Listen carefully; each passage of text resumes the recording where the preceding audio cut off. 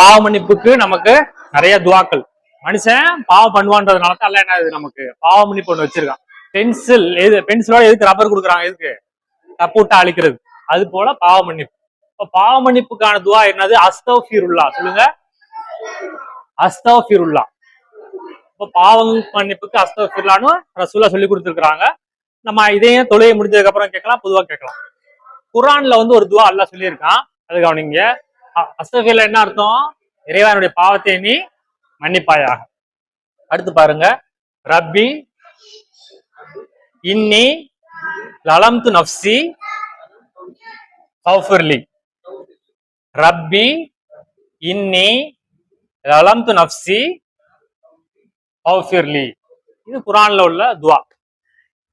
இது எதுக்கு அல்லாஹ் சொல்லித்தரா அப்படின்னா, மூசா அப்படின்ற ஒரு இறை தூதர் அவர் என்ன பண்ணிடுறாருன்னா, 2 பேரும் சண்டை போடும் போது சண்டையை விளக்குறேன்னு ஒருத்தனை அடிச்சு குத்திடுறாரு, அவன் செத்து போயிடுறான்.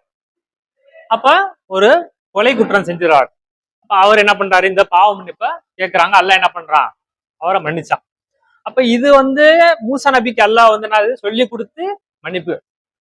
அது போல நம்முடைய வாழ்க்கையில ஏதாவது சின்ன சின்ன தவறுகள் பாவங்கள் செய்தாலுமே கூட இது பண்ணலாம். மூசா நபி நபியா வர்றதுக்கு முன்னாடியே தெரியாம பண்ணிட்டாரு.